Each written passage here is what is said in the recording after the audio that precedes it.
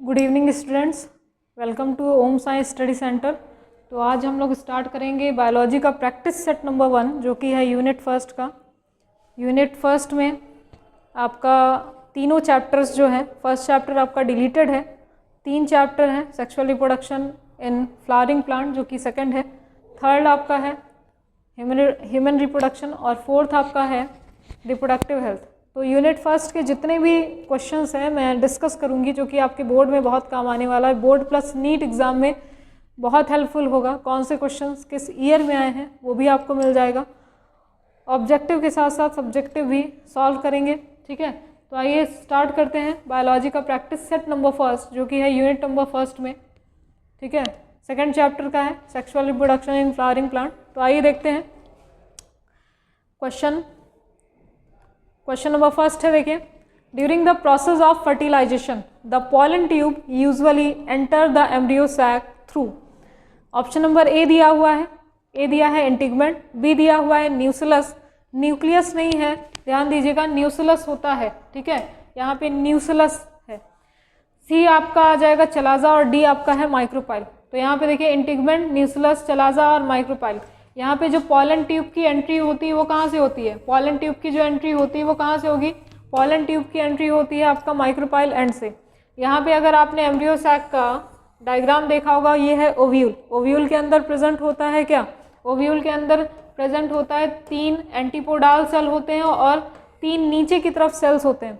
जो एंटीपोडाल सेल्स होते हैं वो क्या होते हैं? नॉन फंक्शनल होंगे, ठीक है। एंटीपोडाल सेल्स क्या होते हैं? नॉन फंक्शनल होते हैं। और ये जो एंटीपोडाल सेल ये जो एंटीपोडाल सेल नॉन फंक्शनल है, इनका कोई काम नहीं होता है। यहाँ पे एंटीपोडाल सेल नीचे के 2 सेल होते हैं जिनको हम क्या कहते हैं? सिनर्जिड्स। और सेंटर पे जो सेल प्रेजेंट है वो क्या होता है? आपका एग सेल होता है। एग सेल, अगर ओव्यूल के अंदर एम्ब्रियो सैक की बात करें, एग सेल होगा और बीच में क्या होता है? सेंटर पे प्रेजेंट होता है एक सेल के अंदर 2 न्यूक्लियस, जिसको हम क्या कहते हैं? Polar nuclei. क्या कहते हैं? पोलर न्यूक्लियाई, ठीक है, पोलर न्यूक्लियाई। तो यहाँ पे देखिए जब भी पॉलन ट्यूब की एंट्री होती है, ज़रूरी ये नहीं है कि ऊपर से ही एंट्री होगी पॉलन ट्यूब की, नीचे से ही होगी। देखिए डिपेंड करता है माइक्रोपाइलर एंड का है। ये जो एंटीपोडाल सेल होते हैं, एंटीपोडाल जो सेल होते हैं, इस एंड को कहा जाता है चलाजल एंड। क्या कहते हैं? Chalazal end. और नीचे जहाँ पे सिनर्जिड सेल्स प्रेजेंट होते हैं, जहाँ पे एक्सेल प्रेजेंट होता है, उस एंड को कहा जाता है माइक्रोपाइलर एंड। क्या कहेंगे? Micropylar end. माइक्रोपाइलर एंड है ये जो माइक्रोपाइल एंड होता है, माइक्रोपाइलर एंड की तरफ एग प्रेजेंट होगा और यहाँ पे जो एंटीपोडाल सेल होते हैं ये कहाँ होते हैं? Chalazal end. 2 एंड होते हैं। ज़रूरी नहीं कि चलाजल एंड हमेशा अबव ही प्रेजेंट हो, ऊपर ही प्रेजेंट होता है, नीचे भी प्रेजेंट हो सकता है। माइक्रोपाइलर एंड ऊपर भी प्रेजेंट हो सकता है, 90 डिग्री पे भी प्रेजेंट हो सकता है। वो टाइप्स ऑफ ओव्यूल में आपने पढ़ रखा होगा। तो जहाँ पे आप देखेंगे कि माइक्रोपाइलर एंड होता है, जहाँ पे भी माइक्रोपाइलर एंड होता है, चाहे वो बॉटम पे हो या अपर साइड पे हो या फिर 90 डिग्री पे हो, जहाँ पे भी माइक्रोपाइलर एंड होगा वहीं से क्या होता है? पॉलन ट्यूब की एंट्री होगी। वहीं से क्या होगा? पॉलन ट्यूब की एंट्री होगी। तो यहाँ पे देखिए ऑप्शंस बहुत सारे दिए हुए हैं। यहाँ पे इंटीगमेंट, ठीक है, इंटीगमेंट तो बिल्कुल नहीं होगा। कभी भी ऐसा क्वेश्चन आता है, अगर MCQ सॉल्व करना है, अगर डायरेक्टली आपको आंसर पता है तब तो ठीक है, अगर नहीं पता है तो सबसे पहले गलत ऑप्शन को एलिमिनेट करने की कोशिश करिए। एलिमिनेट करेंगे, सही आंसर अपने आप मिल जाएगा। तो सबसे पहले ए की बात करें, ए क्या है? इंटीगमेंट। इंटीगमेंट नहीं होगा। न्यूक्लियस सेल बिल्कुल नहीं होगा। चलाजल एंड जो होता है, चलाजल एंड भी देखिए चलाजल एंड से एंट्री हो रही है, बिल्कुल नहीं। डी ऑप्शन दिया है, देखिए माइक्रोपाइलर एंड। माइक्रोपाइलर एंड से, माइक्रोपाइल एंड से ही पॉलन ट्यूब की एंट्री होती है और करेक्ट ऑप्शन आपका क्या हो जाएगा? Option number D, that is क्या हो जाएगा? माइक्रोपाइलर एंड, करेक्ट है। आइए नेक्स्ट क्वेश्चन में, नेक्स्ट क्वेश्चन करेंगे। नेक्स्ट क्वेश्चन है, देखिए नेक्स्ट क्वेश्चन कह रहा है the total number of nuclei, ध्यान दीजिएगा, the total number of nuclei in double fertilisation in angiosperm are. जो टोटल नंबर ऑफ न्यूक्लियाई होता है डबल फर्टिलाइजेशन में इन्वॉल्व होते हैं वो कौन से होते हैं? देखिए पहला ऑप्शन दिया है 2, 3, 4 और 5। मैं एक डायग्राम थोड़ा सा बना के मैं आपको एक्सप्लेन कर दे रही हूँ, आंसर आपको खुद पता चल जाएगा। यहाँ पे डबल फर्टिलाइजेशन आप जानते हैं क्या होता है। देखिए डबल फर्टिलाइजेशन पहले तो आपको पता होना चाहिए। यहाँ पे एम्ब्रियो सैक है, ये अभी आपको मैंने एंटीपोडाल सेल्स बताया था। यहाँ पे नीचे की तरफ साइड वाले सिनर्जिड सेल होते हैं। सिनर्जिड सेल, सेंटर पे प्रेजेंट जो सेल है इसको हम क्या कहते हैं, एग सेल कहते हैं, एग सेल, ठीक है, एग सेल। यहाँ पे सेंटर से थोड़ा सा नीचे की तरफ जो प्रेजेंट है वो क्या हो जाएगा आपका पोलर न्यूक्लियाई, पोलर न्यूक्लियाई, ठीक है। तो यहाँ पे फर्टिलाइजेशन में जो इन्वॉल्व होता है यहाँ पे पोलर न्यूक्लियाई में, देखिए न्यूक्लियस पूछा है, न्यूक्लियस सेल नहीं। तो यहाँ पे पोलर न्यूक्लियाई के पास कितने न्यूक्लियस हैं, 2 न्यूक्लियस, 2n हो जाएगा। एग सेल के पास कितने न्यूक्लियस हैं, एग सेल के पास कितने न्यूक्लियस हैं, सिर्फ 1 है, तो ये n हो जाएगा। तो यहीं पे 2n प्लस n कितना हो गया, 2n प्लस n कितना हो जाएगा आपका, 3n हो गया, 3n हो गया, मतलब 3 न्यूक्लियस। अब फर्टिलाइजेशन, डबल फर्टिलाइजेशन पूछा, फर्टिलाइजेशन पूछा है, तो यहाँ पे जो मेल गैमेट है वो भी इन्वॉल्व होंगे। और एक पॉलन ग्रेन में कितने मेल गैमेट होते हैं, 2 मेल गैमेट होते हैं, जो कि एक फ्यूज़ होगा, फ्यूज़ करता है विथ एग सेल, एक फ्यूज़ होगा विथ एग सेल, और एक फ्यूज़ होता है पोलर न्यूक्लियाई। तो पॉलन ग्रेन से, पॉलन ग्रेन जो गैमेट लेके आ रहा है, मेल गैमेट लेके आ रहा है, उस मेल गैमेट में कितने न्यूक्लियस होते हैं, 2 न्यूक्लियस होते हैं, 2 न्यूक्लियस होते हैं। टोटल कितना हो गया, 5n, ठीक है, 5 न्यूक्लियस हो गया। तो ऑप्शन कौन सा करेक्ट हो जाएगा बताइए, ऑप्शन करेक्ट हो जाएगा कौन सा, डी ऑप्शन, है ना। 2 होगा नहीं, 3 भी नहीं होगा, 4 भी नहीं होगा, कौन सा हो जाएगा, 5 हो जाएगा। तो यहाँ पे फर्टिलाइजेशन पूरा पूछा है, डबल फर्टिलाइजेशन में कितने न्यूक्लियस इन्वॉल्व होते हैं पूरा पूछा है। ऐसा नहीं कि सिर्फ और सिर्फ आप बताएंगे, अगर सिर्फ और सिर्फ पूछता है, अगर फीमेल का पूछता है, एम्ब्रियो सैक का पूछेगा, तो इसमें 3 न्यूक्लियस होते हैं जो कि इन्वॉल्व होते हैं इनमें फर्टिलाइजेशन में, जो कि 2n होता है पोलर न्यूक्लियाई का, और एक एग सेल का होता है, ठीक है, एग सेल के अंदर एक न्यूक्लियस होता है, 3n यहाँ पे हो गए। और अगर सिर्फ और सिर्फ मेल का अगर पूछता है तो उसमें 2n होता है। फर्टिलाइजेशन पूछा है तो दोनों का बताना है, फर्टिलाइजेशन। तो यहाँ पे 3 न्यूक्लियस जो होगा वो किसका होता है, फीमेल का होता है, 2n किसका होता है, मेल का होता है, ठीक है। तो 3n और 2n कितना हो जाएगा, 5n हो जाएगा। तो टोटल नंबर ऑफ, देखिए गलती मत करिएगा, टोटल नंबर ऑफ जो न्यूक्लियाई इन्वॉल्व होता है, न्यूक्लियाई इन्वॉल्व होगा डबल फर्टिलाइजेशन में इन एंजियोस्पर्म आर, क्या हो जाएगा आपका, ऑप्शन नंबर 5, ठीक है। नेक्स्ट, इसके बाद नेक्स्ट क्वेश्चन में आ जाइए।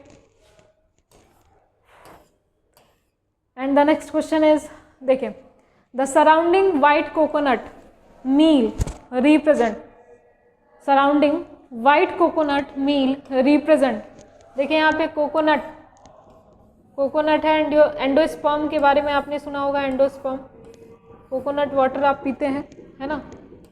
यहाँ पे साइड वाला इसका वाइट पार्ट होता है, साइड वाला इसका वाइट पार्ट होता है, वाइट कोकोनट मील कह रहा है, ठीक है। ये वाइट पार्ट है जो कि एडिबल होता है, ठीक। तो ये जो होता है वो क्या कहलाता है, सेलुलर एंडोस्पर्म कहलाता है, सेलुलर एंडोस्पर्म कहलाता है। न्यूट्रिशन बहुत होता है इसमें।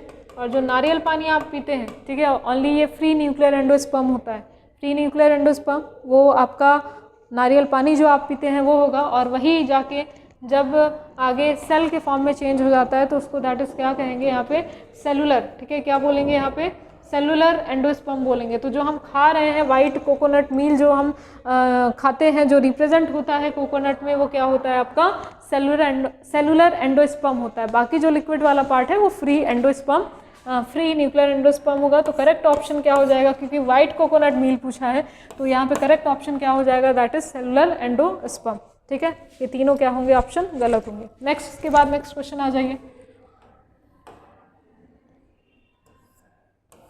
नेक्स्ट क्वेश्चन आते हैं, देखिए असर्शन रीजन का क्वेश्चन है, असर्शन रीजन का क्वेश्चन है, ध्यान दीजिएगा, ठीक है। यहाँ पे असर्शन में पूछा है, pollination by bat is known as anemophily. Pollination जो होता है बैट के थ्रू अगर पॉलिनेशन हो रहा है तो इसको एनिमोफिली कहते हैं, बिल्कुल नहीं, ठीक है, चिरैप्टोफिली कहलाता है, चिरैप्टोफिली कहलाएगा, ठीक है। देन रीजन दिया हुआ है, pollination by ant is known as ornithophily, बिल्कुल नहीं, ये बर्ड्स का पॉलिनेशन होता है ऑर्निथोफिली, ठीक है। तो दोनों ही देखिए ऑप्शन सीधे सीधे इनकरेक्ट बता रहे हैं, ठीक है, दोनों ही ऑप्शन क्या है, सीधा सीधा इनकरेक्ट है, ये भी इनकरेक्ट है और ये भी इनकरेक्ट है। तो कौन सा ऑप्शन सही होगा इसमें से, यहाँ पे देखिए ऑप्शन देख लीजिए, ऑप्शन नंबर ए दिया हुआ है, both A and R are correct, ऐसा बिल्कुल नहीं है। बी दिया है A is correct but R is incorrect, ये ए भी करेक्ट नहीं है, इसमें रीज़न भी करेक्ट नहीं है, तो ये ऑप्शन भी बिल्कुल नहीं होगा, ठीक है। देन इसके बाद सी दिया है R is incorrect but A is correct, ये भी नहीं होगा। और डी दिया हुआ है both A and R is incorrect, yes, तो यहाँ पे both A and R is क्या हो जाएगा, इनकरेक्ट हो जाएगा, दोनों ही ऑप्शंस क्या है, गलत है, ठीक है। नेक्स्ट, इसके बाद नेक्स्ट क्वेश्चन पे आइए, नेक्स्ट क्वेश्चन पे आएंगे। नेक्स्ट क्वेश्चन पे आते हैं। देखिए दिया हुआ है यहाँ पे असर्शन रीज़न का क्वेश्चन, छोड़ना नहीं है आपको, करके आएंगे, ठीक है। बहुत ही आराम से सॉल्व करना है आपको, कोई भी दिक्कत नहीं होने वाली इसमें सॉल्व करने में। तो यहाँ पे देखिए क्या दिया है असर्शन में क्वेश्चन, असर्शन कह रहा है कि angiospermic flower perform the function of sexual reproduction. क्या एंजियोस्पर्मिक जो फ्लावर होते हैं वो सेक्सुअल रिप्रोडक्शन परफॉर्म करते हैं? बिल्कुल। नेक्स्ट उसके बाद रीज़न कह रहा है कि the male and female reproductive structure are found in the flower.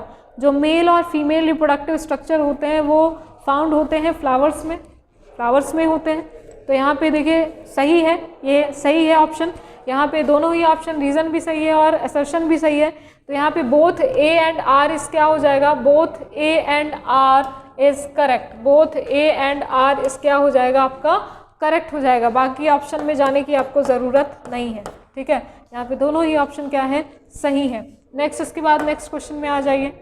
Next question में आएंगे, क्वेश्चन नंबर 6, ठीक है। इसका ऑप्शंस भी आपको पीछे से ऊपर से देखना पड़ेगा, चलिए मैं करा दूंगी इसको। यहाँ पे देखिए असर्शन कह रहा है कि in hemianatropous ovule the funicle lies parallel to body of ovule. Reason कह रहा है कि body of ovule has rotated by 90 डिग्री। इसका आंसर बताएंगे आप लोग? इसका आंसर कमेंट बॉक्स में आप बता सकते हैं। यहाँ पे देखिए हेमी एनाट्रोपस पहले तो पता होना चाहिए, यहाँ पे हेमी है, ठीक है। तो हेमी का मतलब क्या होता है, हेमी का मतलब होता है हाफ, क्या होगा, हेमी का मतलब क्या हो जाएगा, हाफ हो जाएगा, ठीक है। हाफ कहने का मतलब है ये हाफ 90 डिग्री पे क्या होगा, रोटेट होगा। But funicle lies parallel to body of ovule, that is not correct, ठीक है, ये करेक्ट नहीं है। तो यहाँ पे जो आपका असर्शन है, असर्शन आपका जो दिया हुआ है, असर्शन जो है आपका इनकरेक्ट है। तो यहाँ पे आप लिख सकते हैं इनकरेक्ट, ठीक है। रीज़न कह रहा है body of ovule has rotated bye 90 degree, बिल्कुल 90 डिग्री पे रोटेट करता है ओव्यूल, ठीक है। तो यहाँ पे ये आपका दिया है ट्रू, ठीक है, करेक्ट ऑप्शन दिया है, ठीक है, करेक्ट दिया है। रीज़न यहाँ पे करेक्ट है, असर्शन आपका इनकरेक्ट है। तो यहाँ पे ऑप्शन नंबर कौन सा हो जाएगा, आप देख सकते हैं, एक सेकेंड। ऑप्शन नंबर आपका हो जाएगा सी, ठीक है, हाँ सी हो जाएगा इसमें, ठीक है। R is incorrect but A is correct, ठीक है।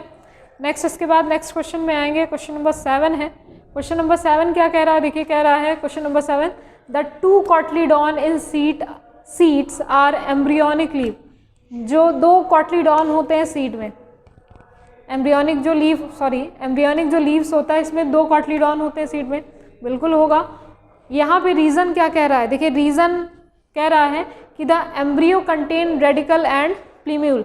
जो एम्ब्रियो है वो रेडिकल और प्लीम्यूल को क्या करता है, रेडिकल और प्लीम्यूल को कंटेन करता है।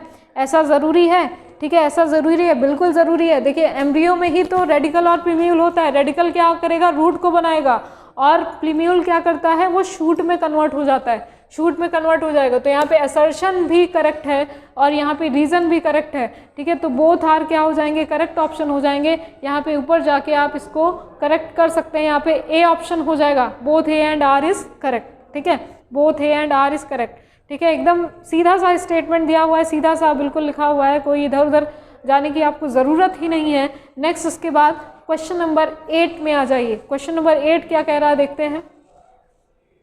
क्वेश्चन नंबर 8 है the MMC microspore mother cell, ठीक है। माइक्रोस्पोर मदर सेल जो कि मेल्स में होता है, और MMC अगर क्या कह रहा है फीमेल्स में, तो वो मेगास्पोर मदर सेल हो जाता है। तो यहाँ पे the MMC divide mitotically to produce 4 spore. क्या MMC माइक्रोस्पोर जो मदर सेल होती है वो डिवाइड करती है माइटोटिकली और प्रोड्यूस करती हैं क्या 4 स्पोर, देखते हैं। रीज़न क्या कह रहा है, रीज़न कह रहा है MMCR diploid and megaspore is haploid, ठीक है, हैप्लॉयड होगा यहाँ पे आप करेक्ट कर लेंगे, हैप्लॉयड होगा, ठीक है। तो यहाँ पे इसका ऑप्शन आप कमेंट बॉक्स में बताइए क्या होगा इसका सही आंसर, क्या होगा इसका करेक्ट ऑप्शन।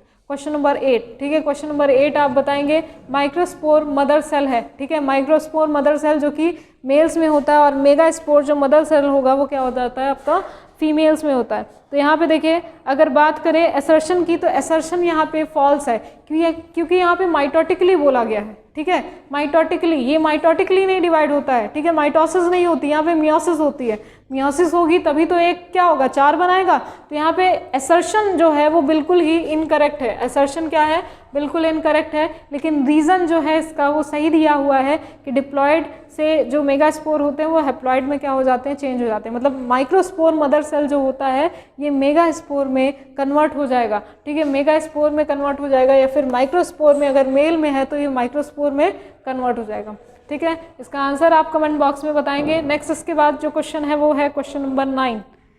क्वेश्चन नंबर 9 देखते हैं, यहाँ पे आ जाइए। क्वेश्चन नंबर 9 कह रहा है असर्शन क्वेश्चन है chasmogamous flower require pollinating agent, reason दिया हुआ है cleistogamous flower do not expose their sex organ, ठीक है, यहाँ पे पॉलिनेशन में ये टॉपिक आपने पढ़ा होगा, पॉलिनेशन का टॉपिक है ये, ठीक है। यहाँ पे चेस्मोगैमस जो फ्लावर होते हैं इनको पॉलिनेटिंग एजेंट की रिक्वायरमेंट होती है, बिल्कुल होती है, ठीक है, चेस्मोगैमस फ्लावर है। फिर क्लिस्टोगैमस जो होता है flower do not expose their sex organ, ये एक्सपोज नहीं करता, ये ओपन नहीं होता है, ये क्या होता है क्लोज्ड ही होता है, इसमें क्या होगा सेल्फ पॉलिनेशन ही होता है। तो यहाँ पे देखिए बोथ क्या है करेक्ट है, ये चेस्मोगैमस के बारे में बताया गया है, ये क्लिस्टोगैमस के बारे में सीधा सीधा NCERT की लाइन लिखी हुई है, तो बोथ आर क्या हो जाएगा यहाँ पे करेक्ट हो जाएगा, बोथ आर क्या हो जाएगा, ये भी क्या है करेक्ट है, ठीक है। Option number A I think है जी, both A and R is correct, ठीक है, both A and R is क्या हो जाएगा आपका करेक्ट हो जाएगा, ठीक है। नेक्स्ट इसके बाद नेक्स्ट क्वेश्चन पे आते हैं।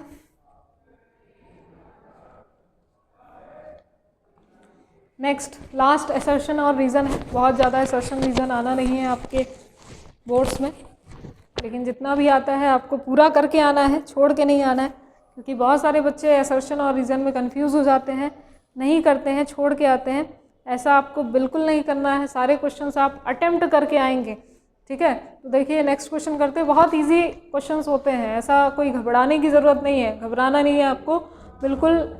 अगर एक बार में क्वेश्चन नहीं समझ में आ रहा है 2-3 बार उसको पढ़िए, अपने आप वो दिमाग में आ जाएगा, कहीं ना कहीं पढ़ के रखा होगा आपने, ठीक है, तुरंत सॉल्यूशन मिल जाएगा, ठीक है। हमेशा याद रखिएगा कि एक कोई भी क्वेश्चन कभी छोड़िए मत, ठीक है, उसको 2-3 बार पढ़िए, आराम से आ जाएगा, कोई दिक्कत नहीं होगी। असर्शन देखिएगा, असर्शन कह रहा है कि most common type of ovule is anatropous, most common type का जो ओव्यूल होता है वो क्या होगा आपका एनाट्रोपस होगा। अब कह रहा है रीज़न में बताया गया है कि anatropous ovule is horse shoe shape, क्या है ये हॉर्स शू शेप का होता है।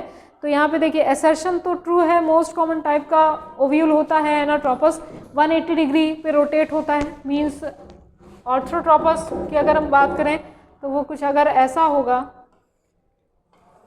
ये 0 डिग्री पे होता है, तो यही जो 0 डिग्री का ओव्यूल होता है वो आपका इस तरह से रोटेट हो जाता है, ठीक है, 180 डिग्री पूरा रोटेट हो जाता है, तो ये क्या होता है आपका एनाट्रोपस कहलाता है।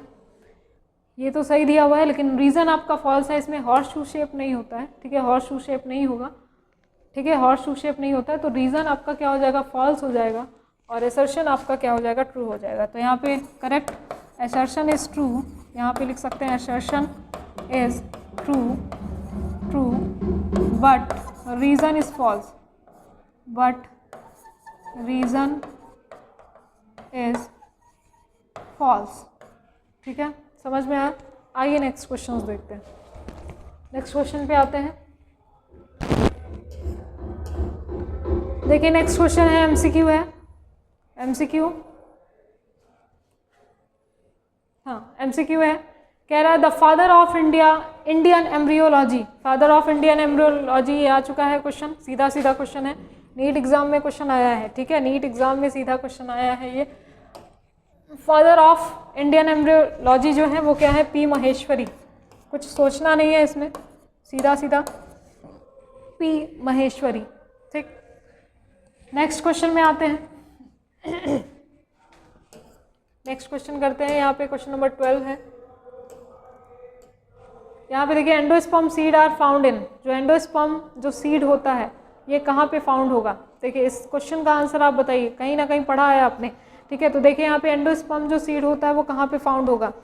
देखिए तो जो एंडोस्पर्म जो सीड होता है वो कैस्टर, बार्ले, कोकोनट, ठीक है, ऑल ऑफ दीज में प्रेजेंट होगा। तो यहाँ पे ऑप्शन नंबर 4, यहाँ पे ऑप्शन नंबर डी जो होगा इसका करेक्ट हो जाएगा, that is all of these. ठीक है, ऑल ऑफ दीज क्या हो जाएगा, यहाँ पे करेक्ट हो जाएगा। नेक्स्ट क्वेश्चन में आ जाइए। नेक्स्ट क्वेश्चन में आते हैं। नेक्स्ट क्वेश्चन में आएंगे, क्वेश्चन नंबर 13 है। यहाँ पे study of pollen grain is called, जो पॉलन ग्रेन की स्टडी होती है वो क्या कहलाती है। पॉलन ग्रेन की स्टडी जो होती है वो क्या कहलाती है। ऑप्शन नंबर ए दिया हुआ है माइक्रोलॉजी, बी दिया है पैलेनोलॉजी, सी है एंथोलॉजी और डी है आपका पोमोलॉजी। माइक्रो तो बिल्कुल होगा ही नहीं, ठीक है, माइक्रो नहीं होगा, यहाँ पे एंथो नहीं होगा, पोमोलॉजी नहीं होगा। यहाँ पे जो करेक्ट ऑप्शन होगा वो क्या होगा, palynology. Palynology is the study of pollen grain. ठीक है, स्टडी ऑफ जो पॉलन ग्रेन होती है उसको हम क्या कहते हैं, पैलिनोलॉजी कहेंगे। ठीक है, समझ में आ रहा है। नेक्स्ट आ जाइए, नेक्स्ट आ जाइए। यहाँ पे क्वेश्चन नंबर 14 बहुत अच्छा क्वेश्चन है। देखिए थोड़ा सा कैलकुलेशन, थोड़ी सी मैथमेटिक्स इसमें लगाएंगे हम लोग। यहाँ पे क्वेश्चन नंबर 14 दे रहा है, कह रहा है कि how many pollen mother cell should undergo meiotic division to produce, कितना, 64 पॉलन ग्रेन। बहुत ही इजीली सॉल्व करेंगे, ध्यान दीजिएगा। यहाँ पे कह रहा है कि how many pollen mother cell, कितने पॉलन मदर सेल होने चाहिए जो कि मियोटिक डिवीजन से प्रोड्यूस कर सकता है 64 पॉलन ग्रेन।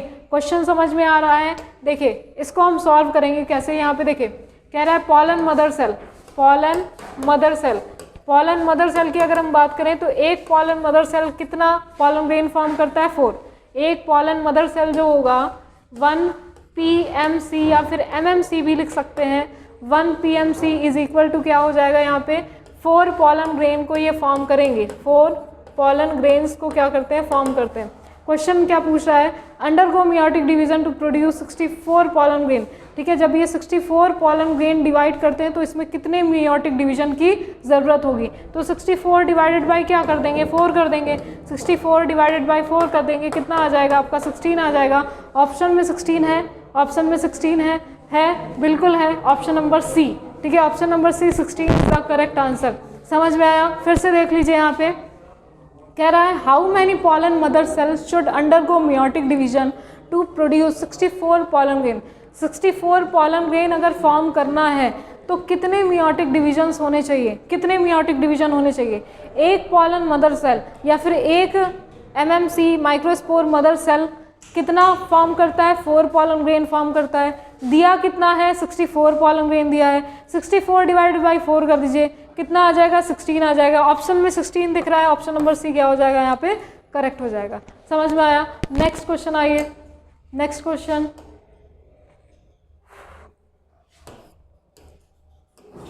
देखिए। क्वेश्चन नंबर 15 भी सेम क्वेश्चन है। ठीक है, देखिए कह रहा है how many meiotic division are require. Meiotic division समझ रहे हैं, मियोसिस की बात कर रहा है ये। ठीक है, मियोसिस एक सेल से 1 से 4 फॉर्म होगा। तो how many meiotic division are required for the formation of 100 pollen grain. अगर 100 पॉलन ग्रेन को फॉर्म करना है तो कितने मियोटिक डिवीजन की ज़रूरत होगी, ठीक है, रिक्वायरमेंट होगी। तो यहाँ पे फिर से वही आप लगाएंगे। यहाँ पे देखिए 1 microspore mother cell is equal to कितना फॉर्म करेगा, ये 4 पॉलन ग्रेन फॉर्म करता है। कैसे फॉर्म करता है, मियोसिस। एक मदर सेल है, एक मदर सेल क्या होगा, पहले डिवाइड करेगा, 2 बनेगा। Each is further divided into 2, कितने हो गए आपके, 4 हो गए। तो 1 से कितना बन रहा है, 4 बन रहा है। तो 1 pollen mother cell is form 4 pollen grain. यहाँ पे दिया कितना है और पूछ क्या रहा है, यहाँ पे देखिए 100 दिया हुआ है। तो 100 डिवाइडेड बाई कितना कर देंगे, 100 डिवाइडेड बाई कर दीजिए, फिर से 4 कर दीजिए, कितना आ जाएगा आपका 25। ऑप्शन में 25 दिया है, बिल्कुल दिया है ऑप्शन नंबर सी। तो 25 मियोटिक डिवीजन की रिक्वायरमेंट होगी आपको 100 पॉलन ग्रेन फॉर्म करने के लिए। ठीक है, इसको आप दो तरह से कर सकते हैं, मल्टीप्लाई करके भी कर सकते हैं। 100 जिसमें आएगा 4 इंटू जितना भी आप मल्टीप्लाई करते हैं, अगर 100 आ गया तो वो क्या होगा, आपका ऑप्शन सही हो जाएगा। तो 25 पॉलन ग्रेन, 25 मियोटिक डिवीजन की ज़रूरत होती है 100 पॉलन ग्रेन फॉर्म करने के लिए। समझ में आया? आइए नेक्स्ट क्वेश्चन में। नेक्स्ट क्वेश्चन,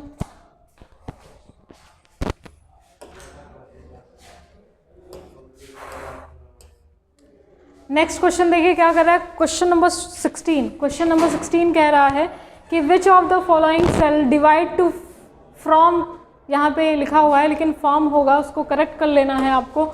यहाँ पे फॉर्म, ठीक है, फॉर्म 2 मेल गैमिट। देखिए कौन सा ऐसा सेल है जो कि 2 मेल गैमिट को फॉर्म करता है। आपने पूरा स्पोरोजेनेसिस पढ़ा है, ठीक है, स्पोरोजेनेसिस पढ़ा हुआ है। यहाँ पे ऑप्शन नंबर ए क्या दिया है, वेजिटेटिव सेल दिया है। वेजिटेटिव और जनरेटिव सेल होते तो हैं पॉलन ग्रेन में। देखिए यहाँ पे एक जो होगा वो बाहर की लेयर क्या होती है, एक्साइन होती है, अंदर की लेयर क्या होती है, एंटाइन होती है। पॉलन ग्रेन में एंटाइन होती है, ये आप जानते हैं। फिर उसके बाद अंदर 2 सेल होते हैं, एक होता है आपका जनरेटिव सेल और दूसरा क्या होता है आपका वेजिटेटिव सेल। ठीक है, तो जनरेटिव सेल क्या करता है, 2 मेल गैमेट को फॉर्म करता है और जो वेजिटेटिव सेल होगा वो पॉलन ट्यूब की फॉर्मेशन करेगा। तो यहाँ पे जो गलत ऑप्शन है उसको पहले एलिमिनेट करेंगे। यहाँ पे माइक्रोस्पोर मदर सेल नहीं होगा, नन ऑफ दीज नहीं होगा। वेजिटेटिव सेल वैसे भी एलिमिनेट हो गया है। Generative cell, generative cell is the correct option, correct answer होगा इसका, जो कि 2 मेल गैमेट को क्या करता है, फॉर्म करेगा। समझ में आया? आइए नेक्स्ट क्वेश्चन, नेक्स्ट क्वेश्चन करेंगे, क्वेश्चन नंबर 17। क्वेश्चन नंबर 17 देख लीजिए। देखिए बहुत ही इजी क्वेश्चन है, बहुत ही ज़्यादा इजी क्वेश्चन है। इसका आंसर आप खुद दे सकते हैं। In fully developed male gametophyte of flowering plant, पेंट लिख दिया है यहाँ पे, ठीक है, पेंट हो गया है यहाँ पे प्लांट होगा, करेक्ट कर लेंगे आप लोग। Plant, the number of nuclei is 1, 5, 3 और 4, कितना होगा? ऑप्शन में कमेंट बॉक्स में आप बताएंगे इसका आंसर। ऑप्शन करेक्ट, ऑप्शन जो करेक्ट ऑप्शन है उसको आप लोग कमेंट में करके बताइए क्या होगा,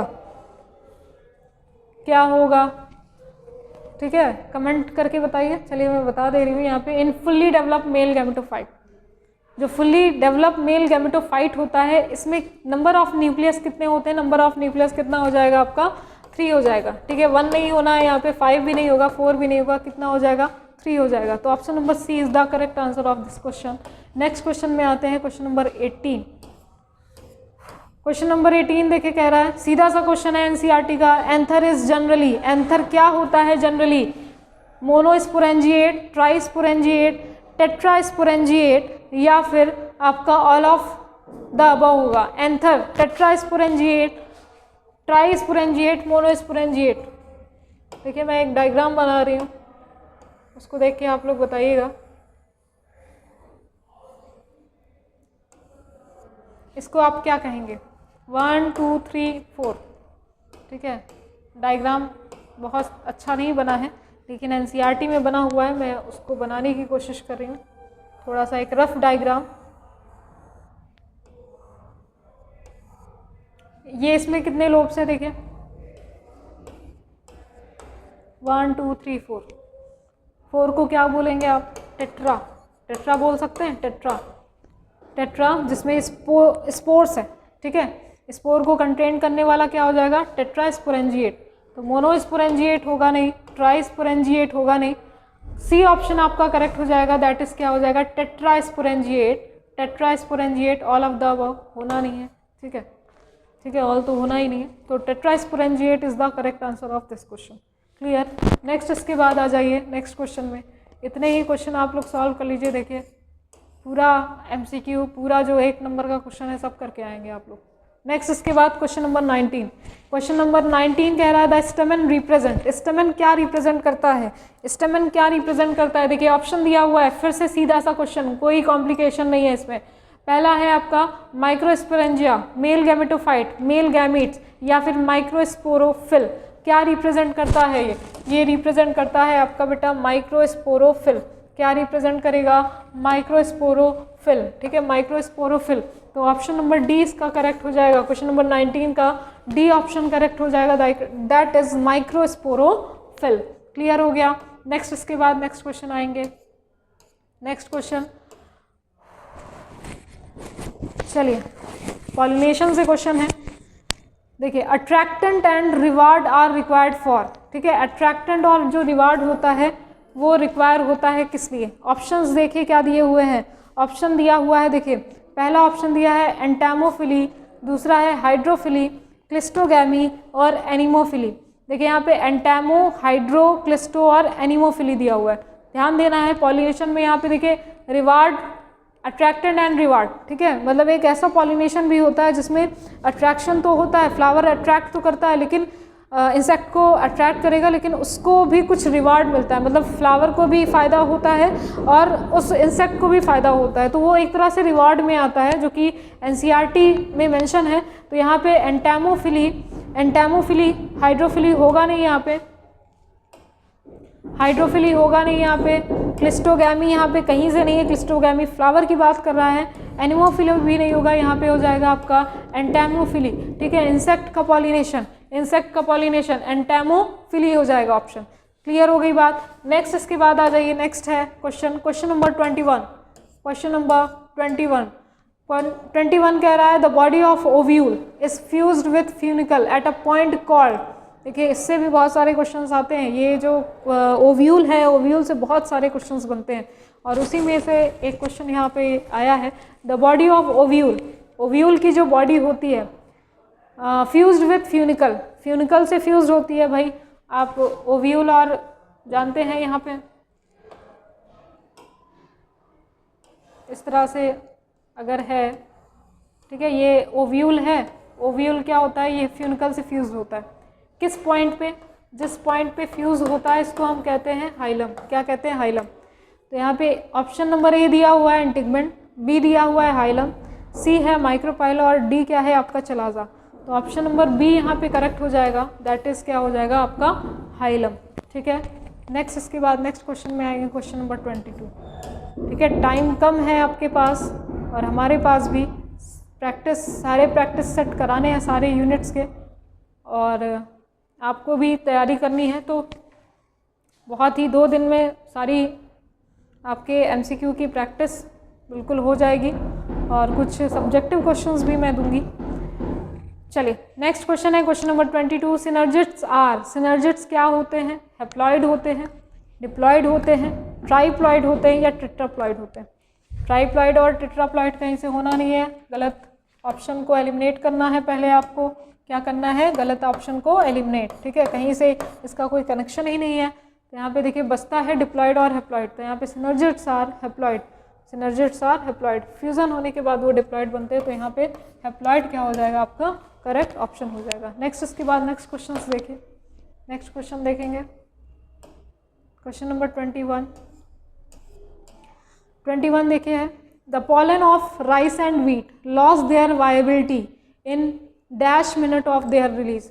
जो पॉलन होते हैं, पॉलन ग्रेन जो होते हैं राइस और व्हीट के, अपने वायबिलिटी को लॉस कर देते हैं कितने मिनट में, ठीक है। सीधा सा क्वेश्चन, नीट एग्जाम का क्वेश्चन है, ठीक है, 30 मिनट में, ठीक है, 30 मिनट में, 10 नहीं, 60 नहीं, 90 नहीं, 30 मिनट में ये अपनी वायबिलिटी को लॉस कर देते हैं।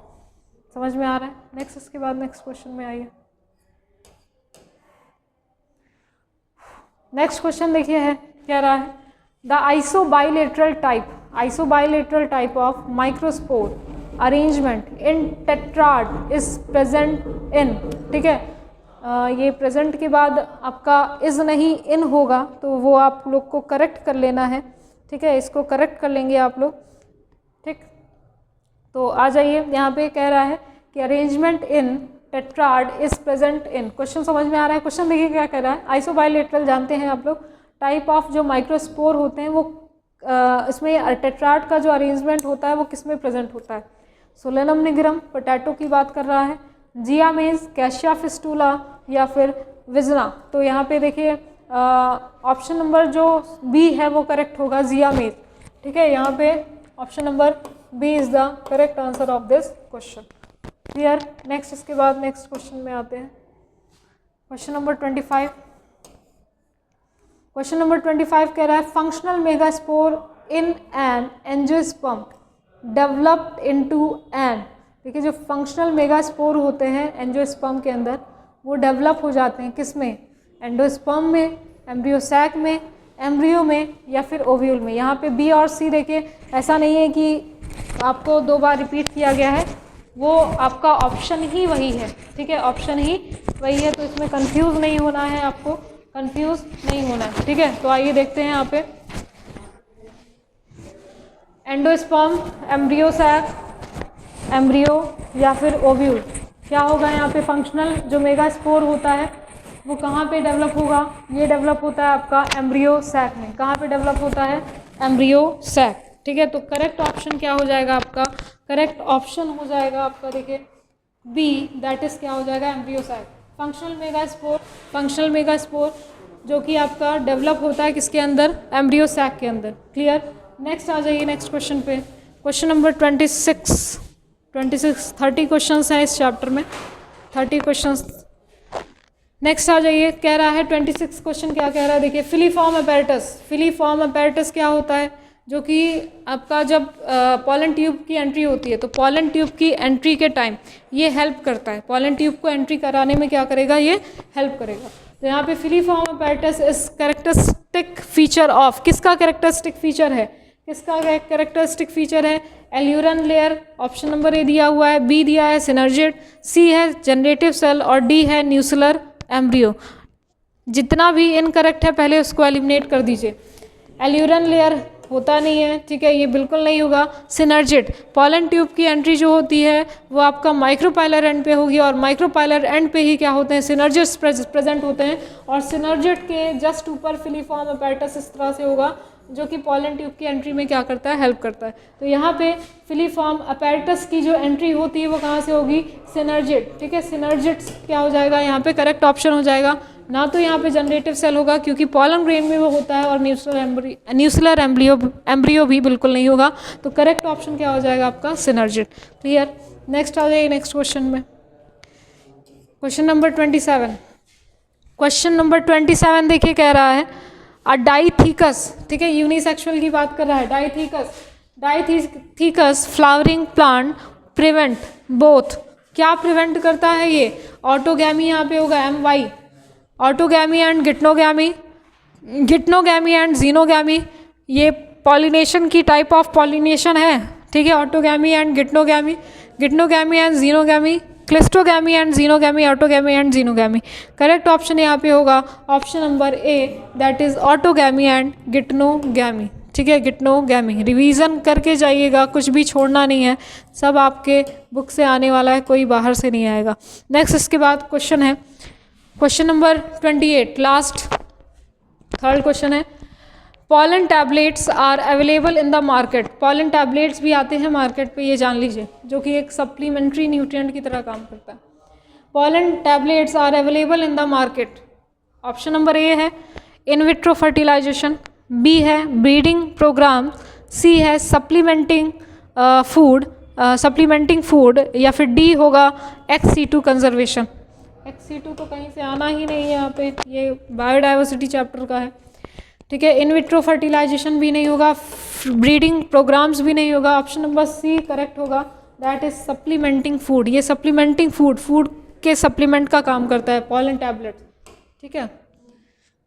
नेक्स्ट इसके बाद है क्वेश्चन नंबर 29 आ जाइए। प्लॉइडी बतानी है इसमें, देखिए ploidy of MMC, tapetum, microspore and male gamete is respectively, देखिए बहुत अच्छा क्वेश्चन है ये, ठीक है, बहुत ही अच्छा क्वेश्चन है। देखिए MMC microspore mother cell, microspore mother cell का जो प्लॉइडी होता है, प्लॉइडी क्रोमोसोम नंबर की बात कर रहा है, तो माइक्रोस्पोर मदर सेल का जो प्लॉइडी होता है वो 2n होता है। टेपिटम का जो होता है वो भी 2n होगा। माइक्रोस्पोर दिया हुआ है, हाँ माइक्रोस्पोर मदर सेल का 2n होता है। माइक्रोस्पोर मदर सेल जो होती है वो मियोसिस करके माइक्रोस्पोर बनाती है। माइक्रोस्पोर का कितना होगा, क्योंकि मियोसिस हो गया है इसमें तो n होगा। और लास्ट है मेल गैमेट, मेल गैमेट तो जानते ही हैं आप, मेल गैमेट में कितना होगा, मेल गैमेट में n होगा, ठीक है। तो प्लॉइडी देखिए क्या है, पहला सीक्वेंस वाइज आपको लिखना है, पहला ये है, दूसरा ये है, तीसरा ये है और चौथा ये है। तो पहला 2n, 2n, फिर n और n। तो कौन सा ऑप्शन करेक्ट होगा? Option number B is the correct answer. देखिए 2n, 2n, n दिया हुआ है ऑप्शन नंबर बी में। बाकी सारे ऑप्शन, यहाँ पे सी तो बिल्कुल इनकरेक्ट होगा। माइक्रोस्पोर मदर सेल में 2n होता है, समझ में आ रहा है? ये तो पहले ही एलिमिनेट हो जाएगा। 2n, 2n, 2n सब में दिया हुआ है, माइक्रोस्पोर में भी 2n दिया हुआ है, ये तो बिल्कुल इनकरेक्ट हो जाएगा। इन दोनों में कंफ्यूज हो सकते हैं आप, आराम से करिएगा, कोई कन्फ्यूजन नहीं होगी। यहाँ पे 2n होता है माइक्रोस्पोर मदर सेल का, टेपटम होता है, टेपटम में 2n होगा, माइक्रोस्पोर में n होगा और मेल गैमेट में क्या हो जाएगा? n हो जाएगा। तो ऑप्शन नंबर बी आपका क्या हो जाएगा?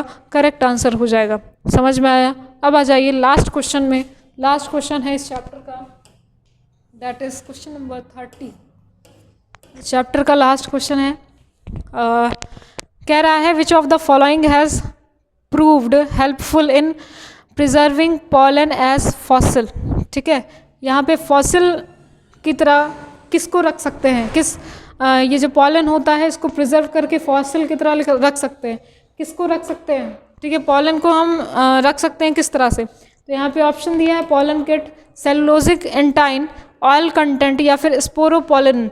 यहाँ पे देखिए ऑप्शन में, देखिए ऑप्शन देखिए कह रहा है कि क्योंकि यहाँ पे प्रिजर्विंग पॉलन है एज अ फॉसिल, तो क्यों रख सकते हैं? क्योंकि यहाँ पे इनकी जो लेयर होती है, पॉलन की जो लेयर होती है वो किसकी बनी होती है?